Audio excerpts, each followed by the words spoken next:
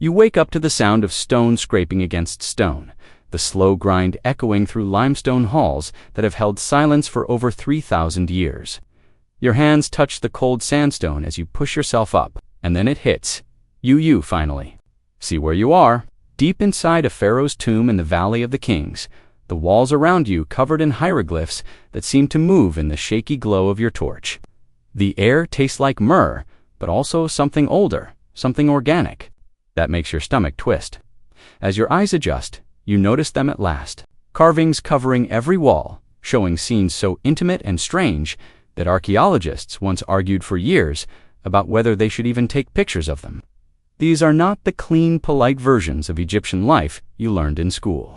These walls tell stories that would make people today blush. Stories of sacred prostitution, of rituals, and sexual practices so tied to religion that they shaped an empire for more than 2,000 years.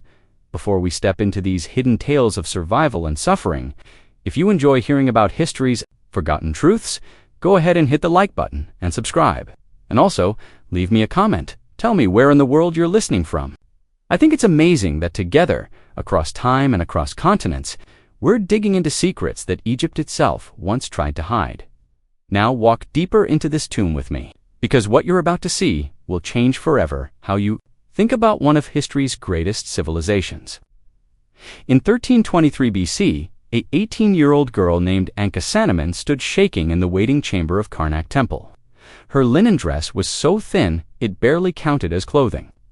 The golden jewelry on her neck, wrists, and ankles jingled softly as she trembled not from the cold, but from knowing what was about to happen. She was the daughter of the heretic pharaoh Akhenaten and the widow of the boy king Tutankhamun, and she was about to take part in one of Egypt's most sacred yet disturbing rituals, the Opet festivals, divine marriage ceremony. From the shadows came the high priest Eye, his shaved head shining with sacred oils, his eyes burning with a hunger that had nothing to do with gods. In moments, Ankhesenamun was expected to consummate a marriage with the god Amun-Ra himself. Rather, with the priest acting as the god's human vessel. This wasn't a symbol. This wasn't a metaphor.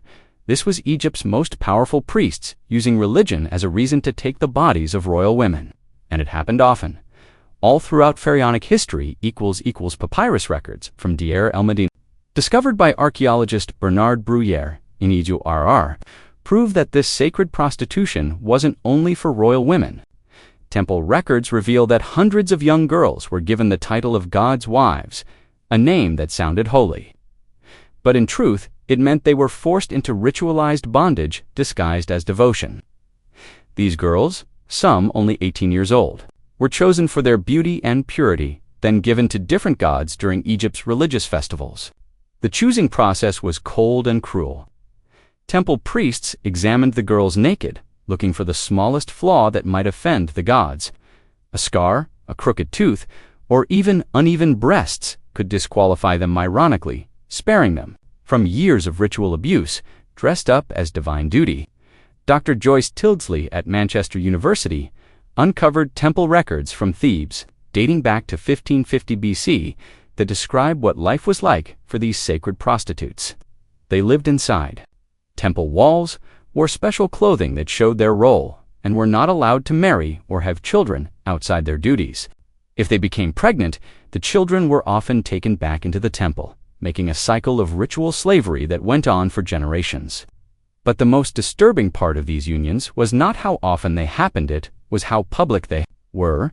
During the big religious festivals like Opet or Min, thousands of Egyptians crowded the streets to watch the pharaoh or priests perform these divine marriages with temple women. And these weren't hidden away in secret rooms, they were done right there, in front of everyone who truly believed they were watching gods have sex to bless the Nile's floods, the crops, and the kingdom's wealth. Greek historian Herodotus, traveling around for 50 BC, wrote about seeing these ceremonies himself. He described beautiful, noble girls being prepared for unions with gods who appeared in human form. He said he noticed the women's distress, but the Egyptians around him thought it was holy ecstasy. Archaeology backs him up. At the Temple of Min in Coptos, carved scenes show these divine unions with shocking detail. The god Min is shown with a huge erect phallus, coupling with women whose faces are turned away, a style of art that many scholars say showed the women's reluctance or shame. Around them were musicians, dancers, and gifts, turning what was basically ritual rape into a festival. The toll on the women shows in papyrus fragments like the Edwin Smith surgical papyrus, which has some of the world's earliest treatments for trauma. The remedies describe women who had served the gods, then showed what we'd now call PTSD, not eating, not sleeping, sudden crying, or hiding from people. But maybe the most chilling part was how normal all of this was to Egyptian society. Marriage, contracts from the New Kingdom, 1550 to 1070 BC, even had clauses saying husbands were free of duties to their wives if those wives were called for temple service. Fathers even set bride prices that changed based on whether their daughters had already been used in temple rituals. Those women were worth less, even though they were supposed to be blessed. Inside Bahubra's embalming workshop, the smell of salt and decay filled the air as the master embalmer examined the body of a noblewoman who had died in childbirth in 945 BC. What was about to happen in this mud-brick house near the Nile would have horrified the woman's family if they had known. But they didn't know, and they never would, because the secrets of mummification were guarded more tightly by embalmers than even the treasures of the pharaohs. Modern CT scans done in 2005 on female mummies in the Cairo Museum by Dr. Zahi's team showed shocking evidence that made Egyptologists face one of the darkest truths of ancient Egypt: the sexual abuse of women's corpses during mummification. The scans showed clear signs of sexual trauma after death in about 23% of female mummies. The damage happening before the final wrappings were put on. The Greek historian Herodotus first hinted at this in his writings around 440 BC. He said that families of beautiful women, or those from high rank, would wait a few days before taking the body to the embalmers, just to make sure nothing improper was done. He even mentioned one embalmer who was caught abusing a young woman's corpse. The man was killed, not because of what he did, but because others found out. Papyrus pieces from Deir el-Bahari, dug up in 1881, seem to be training instructions for embalmers, and they include very disturbing directions about how to handle female corpses. The texts, written in hieratic script, talk about purification rituals that involved opening all the sacred passages of the woman's body. At first, scholars thought this was just about the normal removal of organs, but the words and the ritual context suggest something much darker. The mummification process lasted 70 days, and during that time, the corpses stayed in the embalming workshops with little oversight from families or priests.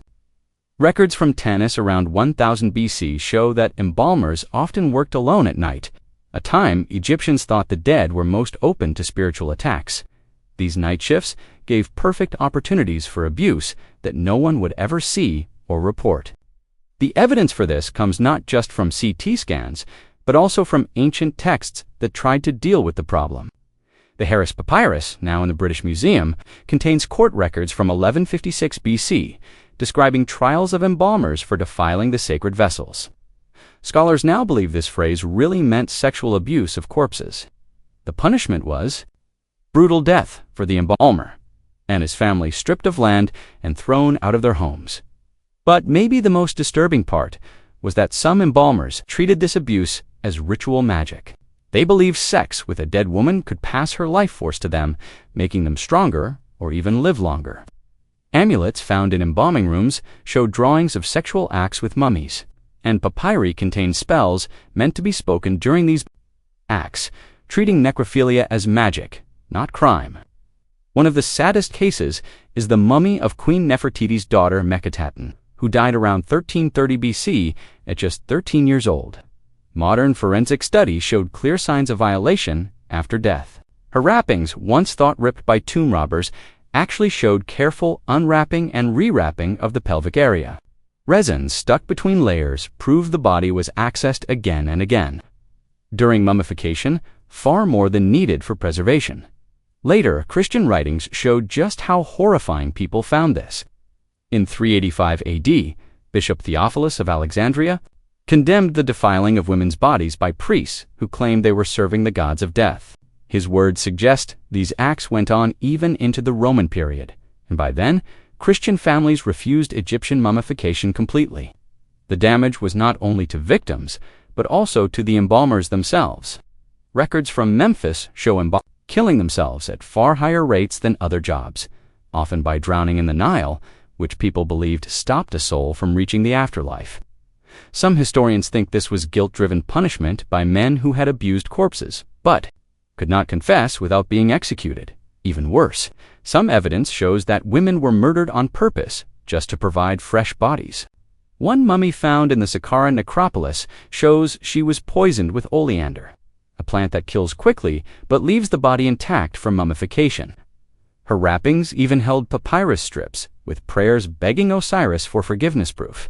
Her embalmer knew she had been killed for this reason. Far away, in 1358 BC, Princess Cinnamon pressed her forehead against the cool limestone of her room in Malkata Palace as she heard her father's footsteps coming.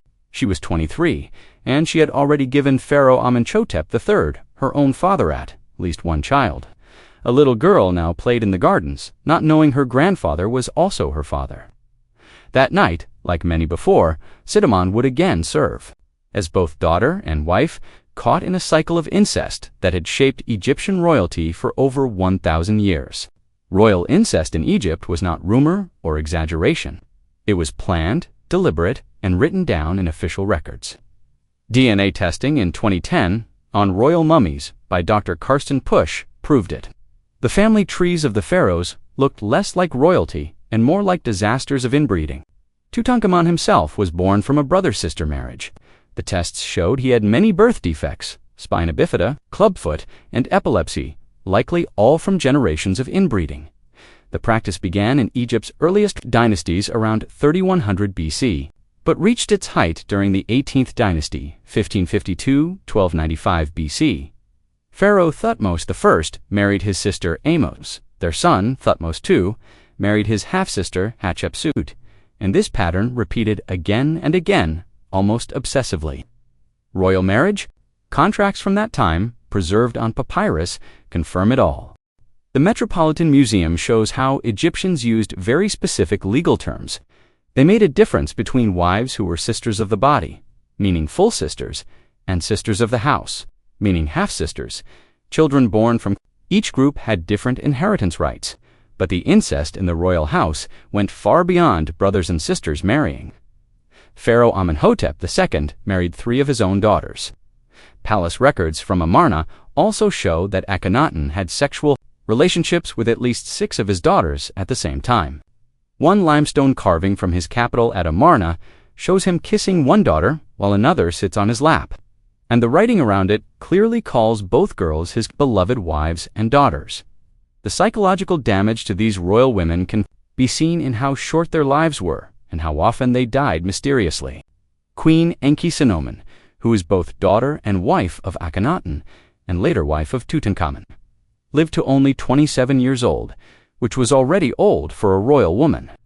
Her mummy, found in 2010, shows signs of deep sadness through her bones, vitamin D deficiency from being kept indoors, broken bones from abuse, and evidence of many pregnancies that ended in miscarriages or babies dying young. Medical papyri from the Edwin Smith collection describe treatments for children born with twisted bodies. The instructions for splints, exercises, and herbs show that royal doctors often treated birth defects. One very disturbing text even describes surgery for babies born with sealed passages, most likely talking about genital deformities caused by inbreeding. The most shocking evidence came from the royal mummy, cache found in 1881 at Deir el-Bahar. Of the 11 royal mummies found there, DNA tests showed that 9 were products of incest and 7 had serious genetic problems. 2 tiny mummies found in Tutankhamun's tomb were his daughters, born from his marriage to his half-sister, Ankhesenamun. Both babies had brain and spine defects that made it impossible for them to survive. Much of the drama in the palace was about which daughters would be chosen for royal marriage. The Amarna letters, which were messages between Egypt and nearby kingdoms, include complaints from foreign kings who were horrified at these customs. The king of Mitanni wrote to Amenhotep III in 1350 BC, saying, "Your daughters who are wives are many, but you have not sent me one of them to marry. Why? Your daughters are your wives. Your wives are your daughters. My scribes don't even know how to write such marriage contracts. Records also show that royal women often tried to escape their fate. Some papyri describe daughters running away to other kingdoms only to be dragged back by Egyptian soldiers. One document from 1345 BC tells the story of Princess Bektetan writing to the Hittite king, "My father wants to make me his wife, as he did my sisters. But I would rather die in a foreign land than suffer such a crime against nature." The practice twisted the whole palace culture. Normal family life became impossible. Children grew up not knowing if their mothers were really sisters or aunts, or if their brothers were really their fathers or uncles. Records from the time of Ramesses to show an entire system of titles and rules created just to manage these confusing relationships. With set ways of addressing relatives who were also something else at the same time, the priests gave incest a holy excuse by saying the royals were like Isis and Osiris, the brother and sister gods who were married. Temple carvings show royal couples giving offerings, with the texts proudly pointing out that they were siblings, calling it a divine blessing. But private papyri from nobles show most people hated this. One nobleman wrote to his son around 1330 BC saying, "The royal house breeds like animals in their dens, sister with brother, father with daughter. That is why the gods curse their children with twisted limbs and early death." The genetic effects got worse each generation. By the end of the 18th dynasty, more than 60% of royal babies died at birth, and those who lived often had disabilities, deformities, or very short lives. Tutankhamun's own mummy shows he was a young man who could barely walk without help, lived in constant pain, and died at 19 from health problems linked directly to inbreeding. Oil lamps flickered in the temple of Hathor at Dendera as 12. Nefertari lay on the cold stone altar. Her small hands gripped the carved edges until her knuckles turned white. She was about to become another victim of one of Egypt's cruelest religious practices ritual defloration, done by priests to open the sacred gateway for the gods. The ceremony would be watched by dozens of temple officials, written down by scribes, and celebrated by people who believed her abuse was a holy blessing. Archaeological evidence from the Temple of Mut at Karnak shows these ceremonies were not rare. Stone tablets from 1400 to 1200 BC list over 300 of them, complete with the names of the girls, their ages, and the priests involved. The youngest girl was 9, the oldest was 16. Most were only 12 to 14 years old. Just past puberty in a society where childhood ended quickly and harshly, the process started with 3 days of purification rituals. The chosen girls were bathed in sacred pools, covered in oils made from frankincense and myrrh, and fed special foods meant to make them more ready for the gods. During this time, they were not allowed to talk to anyone except temple priestesses, who told them their duties and warned that fear or resistance would anger the gods. Papyrus pieces from the Ramesseum explain the religious excuse for all this.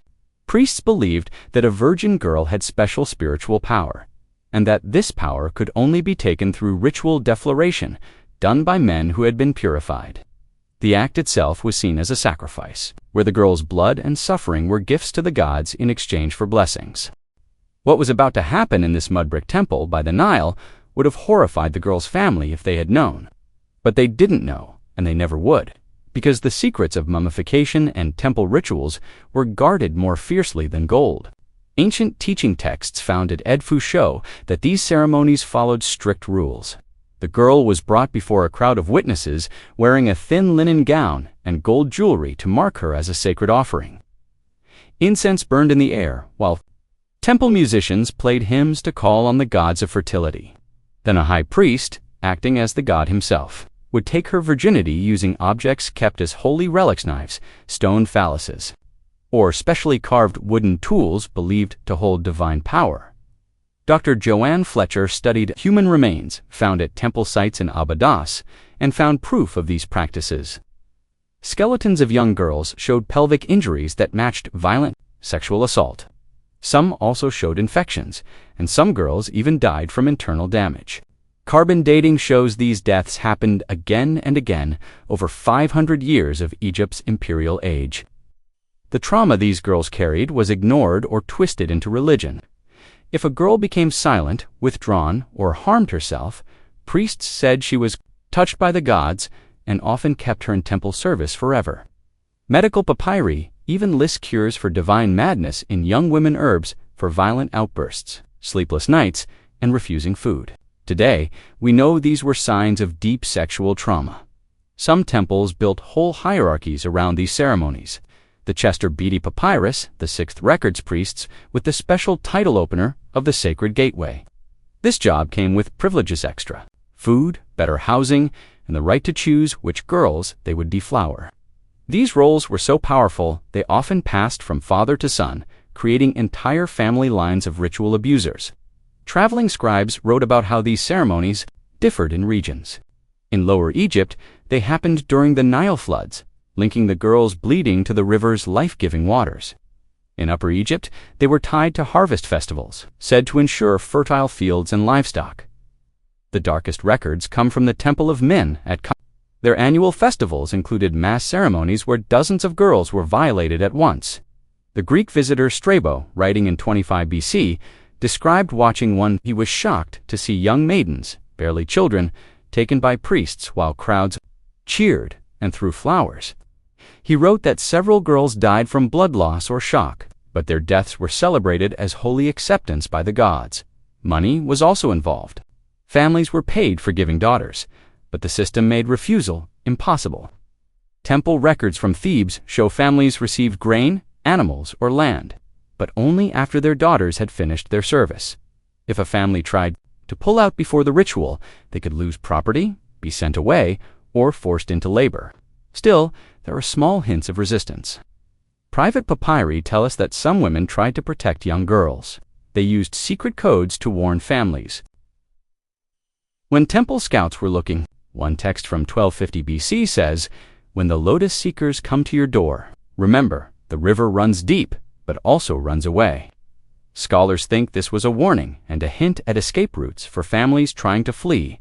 As twilight settled over the Temple of Bastet at Bubastis, hundreds of oil lamps were lit, casting shadows across walls painted with cats, dancers, and rituals. In 570 BC, Ptolemaic Egypt prepared for one of its most infamous festivals. It lasted 3 days. During it, ordinary women became sacred prostitutes, offering their bodies to strangers in honor of the cat goddess. What happened there shocked even ancient historians. Yet this was just one part of a system of religious prostitution that lasted in Egypt for over 2,000 years. The Greek historian Herodotus, writing around 450 BC, said he saw this himself. Once a year, the women gathered at the Temple of Bastet. For 3 days, they offered themselves to any man who paid. They could not refuse, whether the man was Egyptian, Greek, Nubian, or Persian. The money went to the temple, but the act was called the most sacred duty a woman could perform. Archaeologists digging at Bubastis between 1887 and 1889 found proof. They uncovered thousands of small pottery tokens buried under the temple. On one side was Bastit's image. On the other were explicit sexual scenes. These tokens dated between 800 and 200 BC. Acted like receipts for payment during the festivals. Over 12,000 were found in one site, showing just how many women and men were involved in only a few days. But prostitution in Egypt was not limited to festivals. Records from Philae, discovered during the Aswan Dam works in the 1960s, describe a permanent class of temple prostitutes called God's Wives of Amun. These women served male visitors year-round. They lived inside the temples, wore special clothing that marked them, and followed strict religious rules. We know about their lives thanks to papyri found at Tebtunis in 1899. These papers even include personal letters between the women. One letter from around 200 BC has a woman writing to her sister, "I have served 37 men this month, and still the goddess demands more. My body aches, but worse. It is my heart which grows harder each day, like stone left in the sun. I pray to Bastet to release me from this service, but she stays silent." Economic records show that sacred prostitution brought huge money to Egyptian temples. Account books from the Temple of Sobek at Crocodilopolis list payments from sex services, along with offerings of grain, animals, and precious metals. During big festivals, money from prostitution was more than all other temple income combined. This made temples eager to recruit new prostitutes and expand the system, no matter the human cost. The recruitment looked very much like human trafficking today. Poor families were approached by temple men who promised to take their daughters as servants of the goddess, saying they would get food, shelter, and spiritual blessings. But once girls entered temple life, they rarely came out. Legal papers from Oxyrhynchus tell of families who tried to get their daughters back, but the priests said the girls had made sacred vows, and breaking them would bring divine punishment. Medical papyri from the Kahun archive describe diseases and injuries common among temple prostitutes. They list cures for temple sickness, which was likely sexually transmitted infections, as well as herbs to prevent pregnancy, drugs to cause abortion, and salves for torn flesh. One shocking text even describes surgery to fix terrible internal injuries caused by violent clients, showing abuse was not rare but constant. The age of girls forced into sacred prostitution dropped during hard times, like famines or wars. Temple records show that girls as young as 10 or 11 were dedicated. The Wilbur Papyrus from 141 BC includes a list of temple prostitutes and shows many girls under 14. Some described as not even fully grown, but already serving men. Greek and Roman visitors wrote about differences in how this was done. In Memphis, prostitutes worked in underground rooms under temples built with ventilation and soundproofing to hide the acts. At Elephantine, sex took place in temple gardens, while other people prayed just steps away. The control over the girls was done through religious teaching from childhood. They were told that sex with strangers was the highest form of worship, that their bodies carried divine energy, and that feeling fear or sadness was proof of spiritual weakness. Confession texts found at temples show women writing prayers, begging forgiveness for their feelings of shame, disgust, or wanting to escape. Some left marks of their pain on the very walls. Graffiti at Edfu shows messages scratched by prostitutes. One from 156 BC reads, "Isis knows the pain in my heart, but I cannot say it out loud. May other daughters be spared this blessing." Another simply says, "I have forgotten my name, but the goddess remembers my body." The system created endless legal and social problems. Records from Thebes describe men who caught diseases from sacred prostitutes and then demanded payment. From the temples, other legal cases argued over children born from temple prostitution, who their father was, if they could inherit, and whether they belonged to their mothers or the temples. In 1279 BC, in the embalmer's workshop beside the Valley of the Kings, work began on the mummy of a noblewoman named Meritepta. But preparing her body meant more than just removing organs. Texts carved deep in tombs said she would need her sexual organs intact for the afterlife, where she would be expected to serve male spirits, gods, and even the pharaoh himself, forever. The mummification process, therefore, included steps to make sure women's bodies stayed ready for sexual use. The pyramid texts from 2400 BC, Egypt's oldest sacred writings, openly describe sex in the afterlife. Dead kings were promised women who would please them, while female spirits were described as existing mainly to bring pleasure to men. One text, Pyramid Text 690, says, "The king will take the wives of the gods, and they will satisfy him as they did their husbands when they lived." Archaeology backs this up. Tombs in the Valley of the Queens show women buried with sexual objects for use after death. Dr. Joanne Fletcher's excavations at Kivi 55, believed to be the tomb of one of Ramses II's daughters, uncovered phallic items made from wood, ivory, and stone. These were wrapped in linen and placed between the mummy's legs, ready for her spirit to use. Similar objects have been found in many women's tombs from the New Kingdom. Mummification for women also included things not done for men, meant to preserve sexual use. Papyrus from workshops at Thebes describe linen soaked in resin being pushed inside women's bodies, not just to preserve tissue, but to keep the shape and opening of their sexual organs. Paintings on tomb walls show men having sex with female servants who had died with them. In the tomb of Vizier Remteti, around 1450 BC, the walls show him with women identified as his eternal servants, while other figures prepare food and music for the afterlife. These images were not just decoration or symbols. They were like instruction manuals for what people thought would continue in the afterlife. The practice of killing female servants to go with their male masters into death was written about a lot during Egypt's early dynastic period, and it kept happening in different forms all through pharaonic history. Bones from tombs beside big graves show signs of women killed by strangling, poisoning, or even buried alive. The tomb of Pharaoh Jura at Abydos from 3000 BC had the remains of 338 killed servants. Studies show 127 of them were young women who did not die naturally. Texts in private tombs describe what women were expected to do forever after death. The Book of the Dead, chapter 125, has a part called the Negative Confession. Souls had to deny sins before the gods. But for women, it also said they must promise to serve men's desires and open themselves to those who had divine favor. These texts show female souls were expected to give sexual services not as a reward for being good, but as punishment for being sinful by nature. Studies of female mummies show evidence of bodies put in sexual positions after death. The mummy of Queen Henata, wife of High Priest Penajimai, shows her legs placed apart and held open while she was wrapped. Many other female mummies from the 21st dynasty show the same thing, proving it was done often to prepare women's bodies for sexual access. The tomb of Pharaoh Seti has one of the most disturbing examples. Hidden rooms behind his main hall, only found in 1960 show wall paintings of the dead pharaoh having sex with goddesses and mortal women. The writings on the walls call the women his eternal concubines, who would please him forever without rest or refusal. Objects for sex in the afterlife were also buried with women. The tomb of Yuya and Tuyu, Queen Tai's parents, had a collection of items first thought to be religious tools.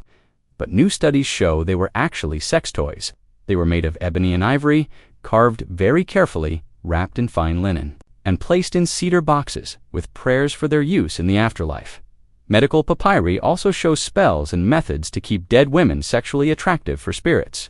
The Edwin Smith Papyrus even has steps to stop female corpses from looking ugly, because ugliness was thought to turn away gods and men. These steps took more time and money than normal, so embalmers made good profit from families who wanted their daughters to stay desirable after death. Greek and Roman visitors wrote about their horror. Diodorus Siculus, writing in 50 BC, he was shocked that Egyptian women were prepared for death as if for marriage, with focus on their sexual parts and their ability to please men even after dying. He wrote about seeing women's bodies dressed and placed like courtesans waiting for clients. The fear this caused for living women can be seen in letters that survived. One woman wrote to her sister in 1200 BC, "I fear death not because of dying, but because of the eternal slavery waiting. In life I may choose my husband, but in death I must serve any spirit who wants me." Another letter from Saqqara has a woman begging the gods to let her die before her beauty faded, hoping ugliness would save her from sexual use. After death, sacred lakes near temples once reflected torchlight during the darkest festivals. Thousands gathered to watch acts that would be crimes in daylight, but under religion they became holy. Noble women, temple prostitutes, and foreign slaves mixed in scenes of ritual sexual violence believed to bring divine favor. Children born from these acts were given to the temple, growing into new generations of slaves. The most disturbing part is how normal all this was to them. Marriage contracts even had parts saying husbands were free of duty if wives were called to serve a god sexually. Fathers calculated dowries based on whether their daughters had already served in temples. Medical texts treated trauma from ritual rape as divine madness, saying women should be thankful instead of healed. When Rome conquered Egypt in 30 BC, Octavian's first act was to ban temple prostitution and ritual defloration. Later, Christian missionaries found temples empty, their walls still covered in carvings too. Shameful for locals to explain to their children. Walk back through those tomb corridors now. Look at hieroglyphs, whose meanings we are only starting to understand. Each one tells of a people who mixed beauty with cruelty, who found holiness in humiliation, who believed pain was the price for God's blessing. Ancient Egypt's secrets show how humans can turn even the worst acts into something sacred. a warning that history's worst horrors often wear holy masks. Step back into the light, but remember what waits in the dark. Remember the voices still, echoing through the stone, crying warnings across time. Remember that behind every grand civilization lie secrets written in blood and tears, carved forever into stone.